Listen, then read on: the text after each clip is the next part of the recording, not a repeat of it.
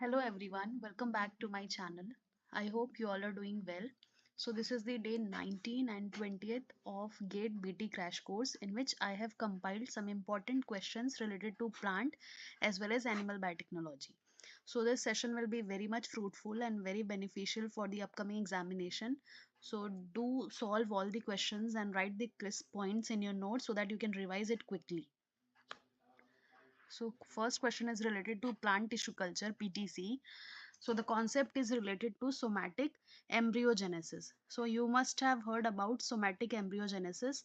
So the question is somatic embryogenesis, that is SE, differs from organogenesis because somatic embryos are what? First of all, what is somatic embryogenesis?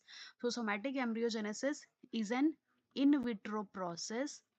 Basically, it is an in vitro process in which the non-reproductive part, that is non-reproductive part, basically we call it somatic cells, which will convert into a whole embryo and then into a plant. So it will bypass the sexual reproduction. Sexual reproduction it will bypass. So this is the somatic embryogenesis, which is an again in vitro process, जहाँ पर क्या होता है, जो non reproductive part है, like क्या क्या हो सकता है उसमें वो भी देख लेते हैं. Leaf, roots, all these parts are induced to form finally embryos. Embryos बनते हैं and then into a whole genetically identical plants bypassing sexual reproduction. So there are so many different methods of somatic embryogenesis. So how it differs from organogenesis?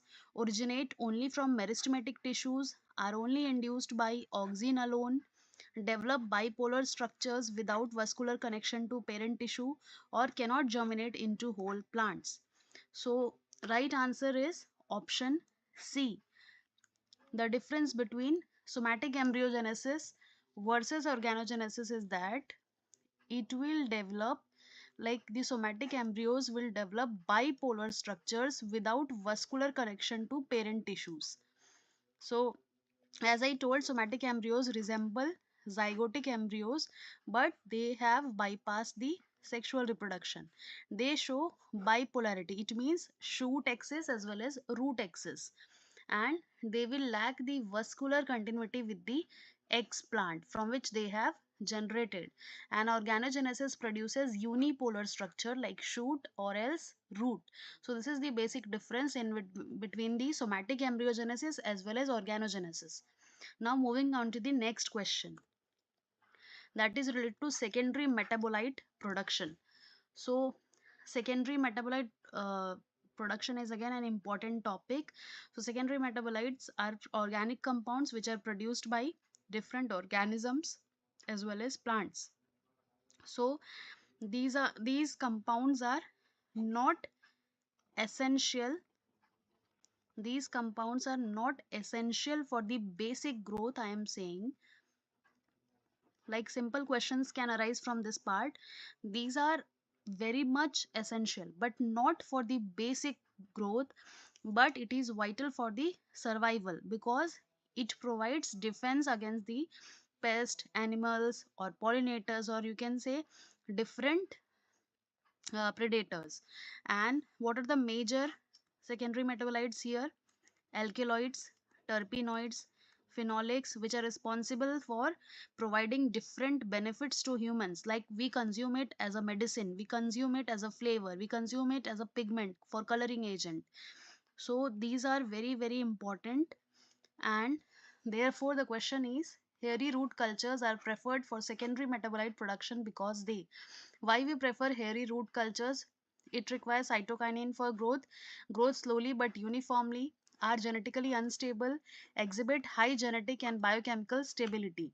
So the answer is the hairy root cultures are preferred for secondary metabolite production because it exhibit high genetic and biochemical stability. So one more concept I will provide you so that you can quickly revise. We have agrobacterium, agrobacterium tumefaciens. and one more species of agrobacterium, that is rhizogenes. So the common one, this is known as TI plasmid. TI plasmid is found in this agrobacterium, and this is famous for the RI plasmid. RI plasmid is root inducing and TI is tumor inducing. So basically the disease known as crown gall where a tumor like growth happens. So there are two species of agrobacterium. The one is tumefaciens and another one is rhizogenes. So rhizogenes is responsible for the hairy root culture. So from a single question I have provided you a lot of more questions that can be arise from this topic. So now I have already provided the agrobacterium topic, important question, so you cannot miss this topic because this is very important topic of plant biotech. So hairy root cultures arises from agrobacterium rhizogenes and not agrobacterium tumefaciens because it is responsible for the tumor production. So hair root is induced via agrobacterium rhizogenes. It shows fast growth, no hormone requirement. It is responsible for the stable metabolite production, that is alkaloids, terpenoid, phenols. So therefore we prefer the hairy root cultures. So now next question, transgenic plant. So transgenic is another important part of plant biotech. So transgenic plants are what? Transgenic plants are those plants which are genetically modified with a foreign DNA.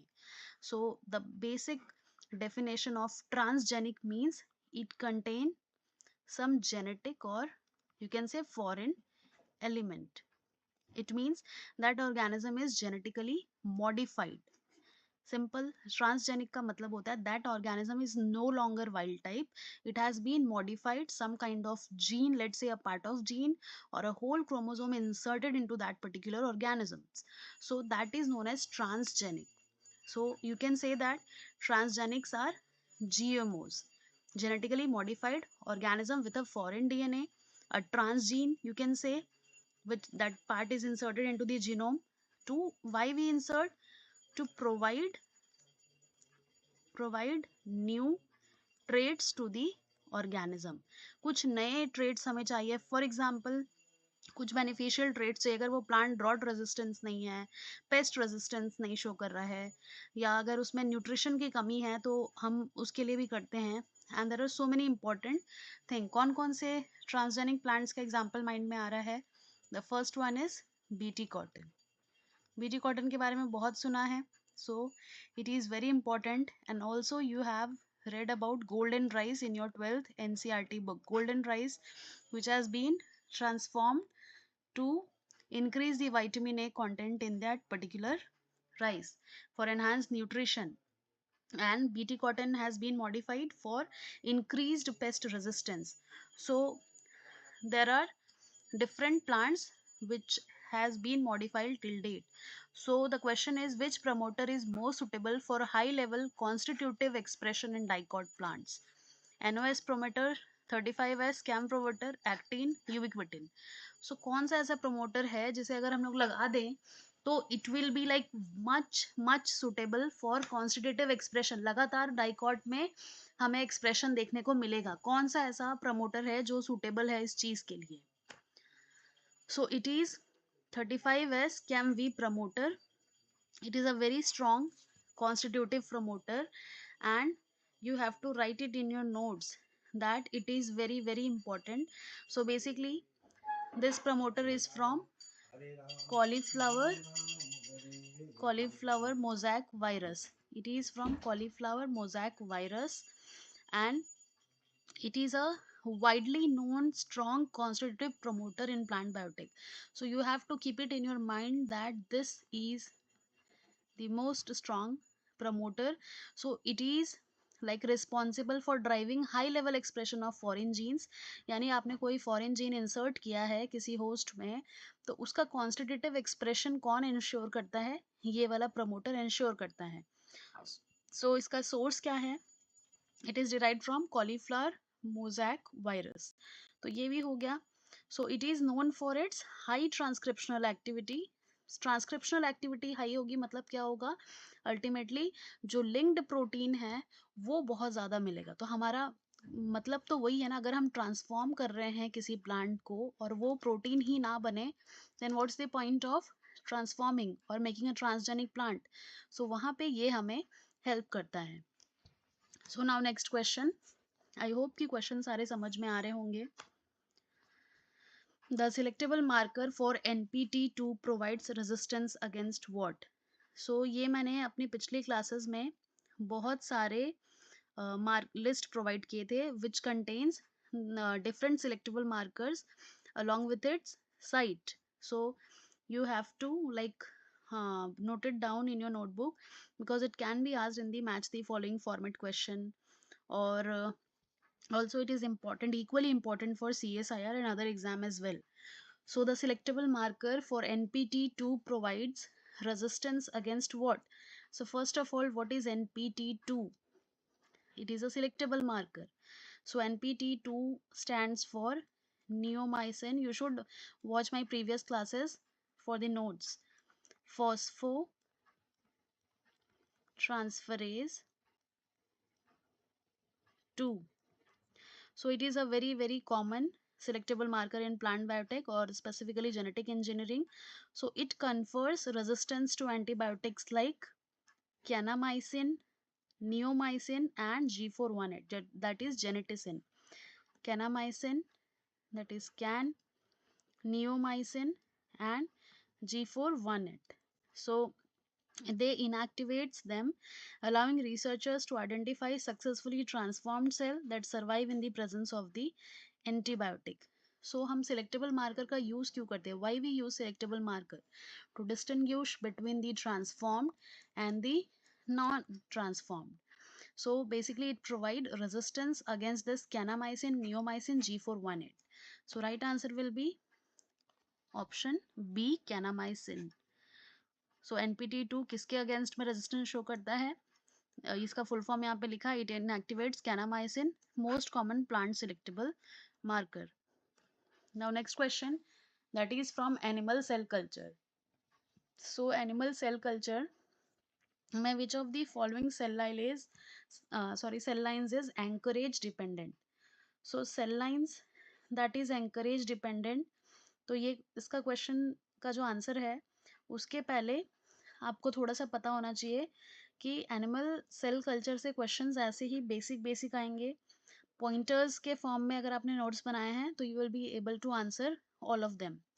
So anchorage dependent cell lines require attachment to a solid surface. ये ऐसे cell lines होते हैं जिन्हें solid surface की ज़रूरत होती है, like treated plastic dishes हो गए या एक्स्ट्रा सेलुलर मैट्रिक्स हो गया. तो उनके बिना वो सेल, यानी एक सॉलिड सरफेस नहीं होगा तो वो सेल ग्रो नहीं कर पाएंगी, to survive, to grow and to divide और to form a single monolayer. Like single layer बनाने के लिए, मोनोलेयर बनाने के लिए उन्हें क्या चाहिए? उन्हें चाहिए एंकरेज, एक सॉलिड सपोर्ट. तो इनमें से कौन सा वो है anchorage dependent cell? So it is CHO. सो CHO cells require surface attachment and जैसे जरकट है, हाइब्रिडोमास है, they are suspension culture. So CHO are the cells which are anchorage dependent. CHO अब क्या है उसके बारे में भी बता देती हूँ. That is Chinese hamster ovary.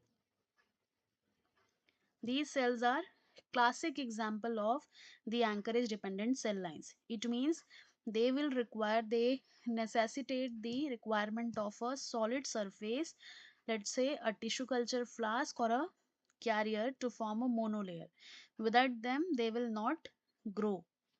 So next question, serum free media is preferred in biopharmaceutical production because it increases mutation rate, it prevents viral contamination, it reduces downstream purification complexity, it slows cell growth. So serum free media is preferred. Why serum free media is preferred? So see, if you don't know the answer of any question, You only have to you don't need the textual knowledge or the textbook knowledge. You have to apply your common sense. That is, what you can do, you can do the option elimination method. So see, serum free media is preferred in pharmaceutical production because why? That media is known as SFM, serum free media. In animal cell culture, it replaces the animal serum with defined nutrients, growth factors, and hormones for more consistent, reproducible, and scalable growth. It is very much crucial for biopharma. Like, it is very much important to reduce the downstream purification complexity. जो मैं pointers बता रही हूँ, it is very important not just for GATE point of view, for any other exam consisting this syllabus. So do write it down that in animal cell culture we use a serum free media. Why this is so? This is because we want to reduce the complexity of the downstream purification. What is downstream? So every industry follows a two-step process for the production of any bioproduct. Let's suppose antibiotic. So they will firstly go through the upstream processing, and after that they will follow the downstream. So up till the formation of any product, it is known as the upstream, and after the production of that particular product in your media, whatever production medium you have used, so after that, the recovery part till the purification and all those commercial processes steps are known as the downstream processing, which is the key factor of any product formation. Because if you are having so many critical steps in downstream processing, like if it requires so many purification step, so what it will do, it will decrease the yield. It will decrease the yield कम हो जाएगा. Multiple step करते जाएंगे तो क्या होगा? Suppose if you want to like remove the water में कुछ contaminants आ गए हैं, सैंड वैंड कुछ चले गए हैं, सैंड पार्टिकल्स हैं, रेत आ गया है, उसको फिल्टर करना है. तो जितने बार हम फिल्टर करते जाएंगे, तो फिल्टर करते वक्त थोड़ा तो वाटर लॉस होगा. जितने मल्टीपल टाइम्स थोड़ा करके वॉल्यूम कम होते जाएगा, भले वो हमें दिखता नहीं है, 1 ml 2 ml. जितना स्टेप हम बढ़ाते जाते हैं, it will lead to loss of that particular product.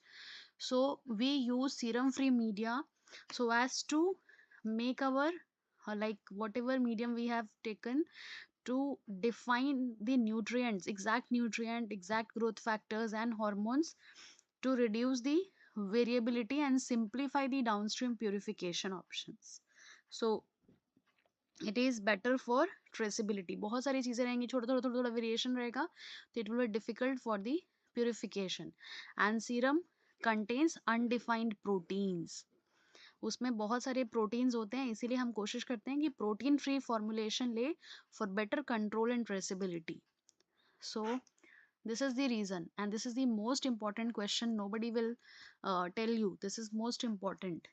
Now next question, transgenic animals. So just now I have provided you one question related to transgenic plants. So now this question is related to transgenic animals. So the most efficient method for producing transgenic mice is what? Retroviral infection, pronuclear microinjection, embryonic stem cell transfer, somatic cell nuclear transfer. So which will be the most efficient method for producing a transgenic mice? If you want to transform the genome of the mice, which method will you prefer? Retroviral infection, pronuclear microinjection? So see, the most efficient method is a microinjection method, because it directs the DNA delivery, it is fast, it is widely used in mice, and basically the method, that is this one, embryonic stem cell transfer, it used mainly gene knockouts, which the success rate is quite low. So pro-nuclear microinjection is the very common method and widely adopted for the production of a transgenic mice. So हम क्या करते हैं, pro nuclear micro injection में we physically inject a foreign DNA into the pronucleus distinct male और female nucleus of a freshly fertilized egg, हम directly insert कर देते हैं जो भी हमारा फॉरेन मटेरियल है प्रो न्यूक्लियाई में। सो उसके थ्रू हम क्या बनाते हैं, ट्रांसजेनिक माइस हम बना देते हैं। So again this one is also an important question. Pro nuclei याद रखना है, माइस के बारे में पूछा जाए तो it is pronuclear microinjection which is very very important. Now a question related to therapeutic cloning. So therapeutic cloning is again important aspect of genetic engineering which uses somatic cell nuclear transfer. That is, therapeutic cloning involves the SCNT, that is somatic cell nuclear transfer. Somatic cell nuclear transfer, which is used to create a cloned embryo, not to produce a whole organism but to harvest a patient matched embryonic stem cells. यानी therapeutic cloning का M क्या होता है? हम उसमें therapeutic cloning में क्या use करते हैं, ये यूज करते हैं somatic cell nuclear transfer SCNT use करते हैं, जिससे कि हम क्या बनाते हैं, we prepare cloned embryos. We prepare cloned embryos not to produce a whole organism but to harvest ESC. यानी हमने एम्ब्रियोस तो बनाए जिससे हम होल ऑर्गेनिज्म बनाना हमारा एम नहीं है. What we want to do, we want to harvest the patient matched embryonic stem cells. और आपको भी पता है stem cell is for treating different diseases like Parkinson's disease, diabetes, or any injuries related to spinal cord, or let's say any immune related disease, or for any kind of drug testing. So basically we use therapeutic cloning to harvest the embryonic stem cells. So therapeutic cloning primarily aims to produce genetically identical organisms, generate patient specific stem cells, improve fertility, create transgenic animals. I hope now you can answer after this explanation that it is mainly for this option B. Patient specific stem cells, that is SCNT, produces autologous embryonic stem cell specific to that particular patient. So this is what a medical sciences progress looks like see you can uh, like if I prefer a particular medicine for a disease, like my body prefers a particular medicine for a particular disease, then it is not at all mandatory that it will suit for you also. If you also have the same symptoms like me, then it is not at all mandatory, and this is known as the personalized medicine, and all those depend on our gene, how our gene prefers. So for that reason we need a patient specific stem cell, यानी हर patient का requirement अलग अलग होता है, इसीलिए ये efforts किया जा रहा है थेराप्यूटिक क्लोनिंग. सो उसकी वजह से क्या होता है, सक्सेस रेट बढ़ जाएगा because what your body needs is provided by this therapeutic cloning. आप ही के पेशेंट स्पेसिफिक स्टेम सेल्स निकल के आते हैं. So this is an important one. So I hope कि ये समझ में आया होगा, अपने नोट्स में आप लोगों ने इंक्लूड किया होगा इसे. नाउ स्टेम सेल से related question. So stem cells का क्लासिफिकेशन से रिलेटेड क्वेश्चंस हैं जो कि बहुत ज़्यादा इम्पोर्टेंट है. So question is which stem cells can differentiate into all types including extra embryonic tissues. So इनमें से पूछा गया है कि कौन सा स्टेम सेल्स हैं जो कि डिफरेंशिएट हो सकता है सभी टाइप्स में और including extra embryonic tissues. So first of all, stem cells are unspecialized versatile cells. Versatile cells means it can differentiate into different types of cells, and it has an unique ability to self renew and differentiate to many different specialized cell types. यानी stem cell क्या कर सकते हैं, पहले तो उनके पास एक capability होती है कि they can self renew, they can make copies of them, and they can differentiate and develop into different specialised cells. यानी एक सेल से दूसरे टाइप के सेल बनने की क्षमता उनमें होती है.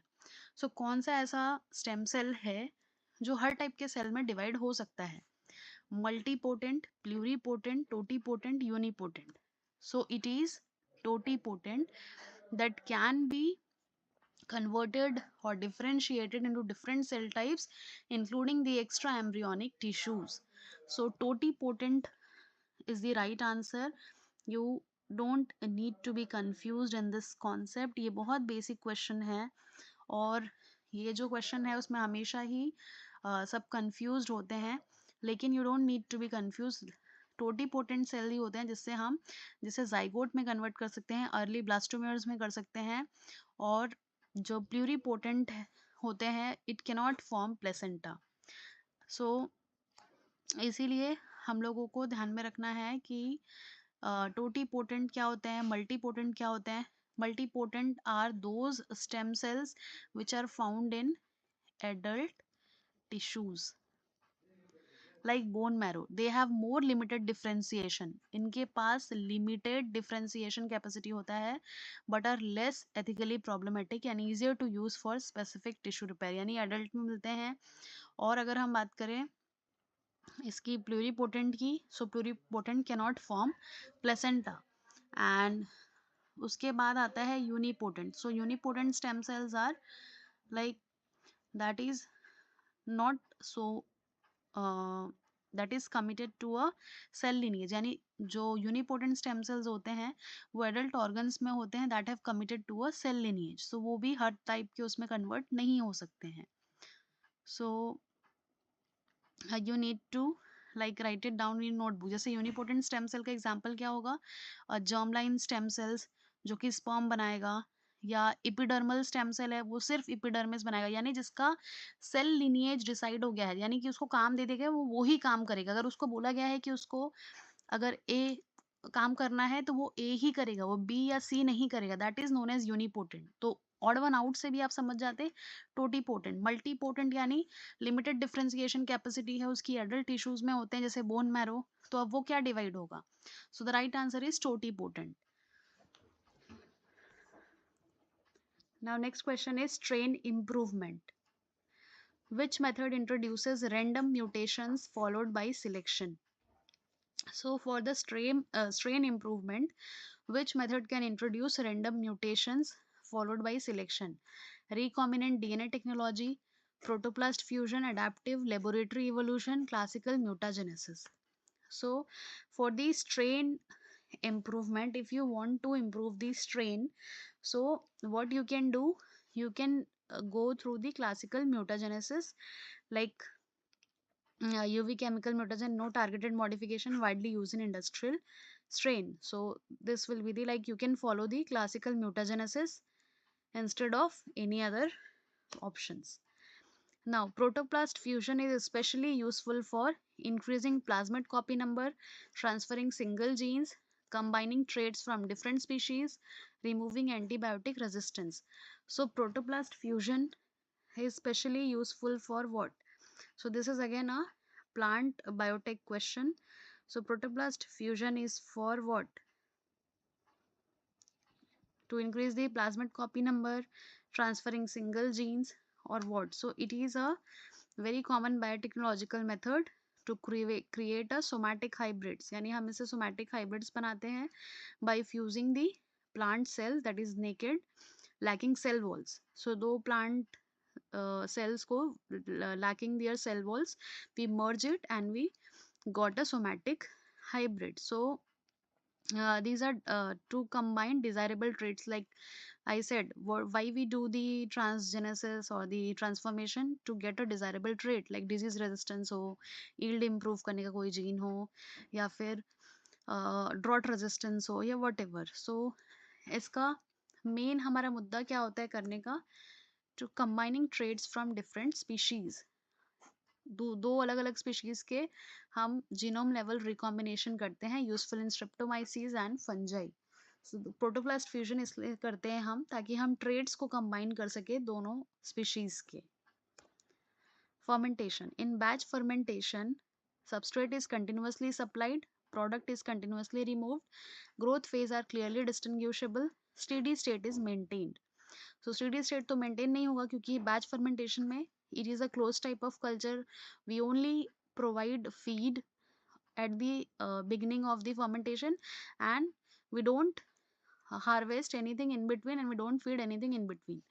So substrate is continuously supplied. This is also wrong. Product is continuously removed. No. Growth phases are clearly distinguishable. So see how through option elimination I come to this answer. So for every question you don't need to have the textbook knowledge. You can apply your common sense. You can apply the option elimination method, so that अगर 4 में से 2 गलत पता चल जा रहा है, तो थोड़ा-सा अपना नॉलेज वहाँ पे थोड़ा-सा थ्योरी नॉलेज होना चाहिए कि क्यों ये 2 जो ऑप्शन बच रहा है उसमें से ये ऑप्शन गलत है, ये ऑप्शन सही है.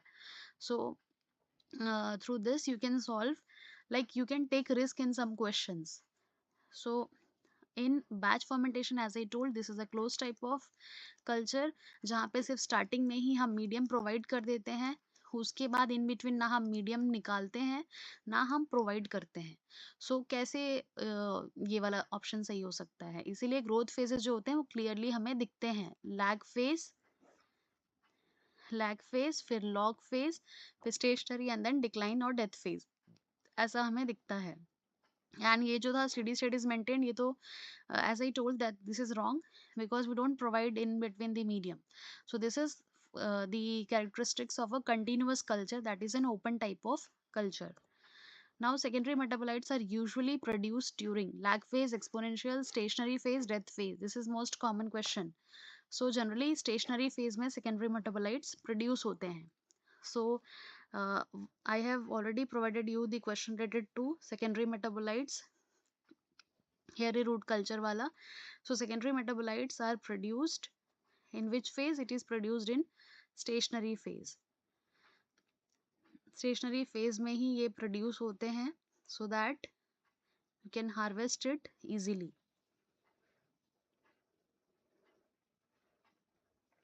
So ये सारे questions जो हैं वो बहुत ज़्यादा पूछे गए हैं. And also इसके अलावा जो भी मैंने क्वेश्चंस बताए हैं वो सारे ही इम्पोर्टेंट क्वेश्चंस हैं. So you can't miss it.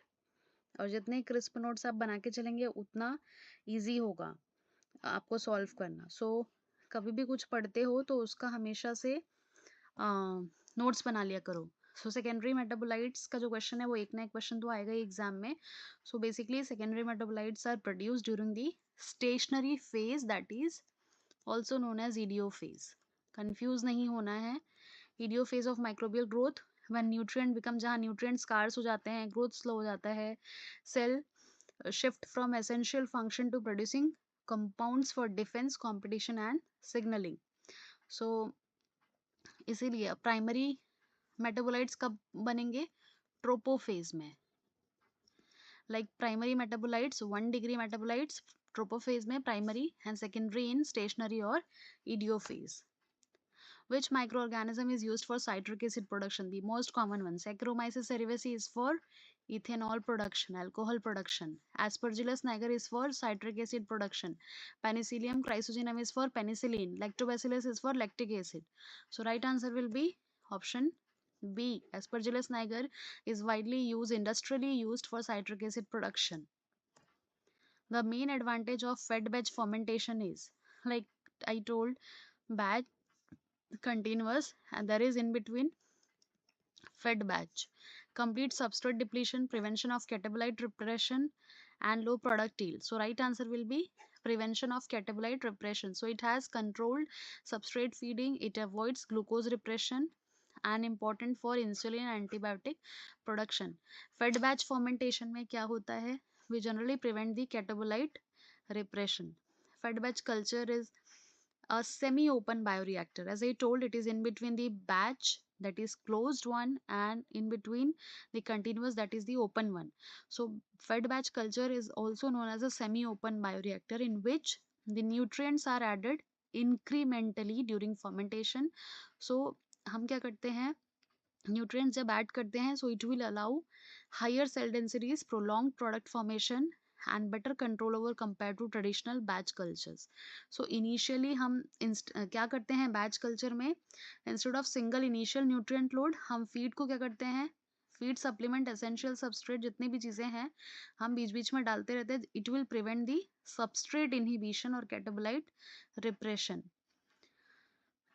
So it will maintain the optimum condition for micro organism growth. तो ये फड बैच का इंपॉर्टेंस होता है. So right answer will be option B.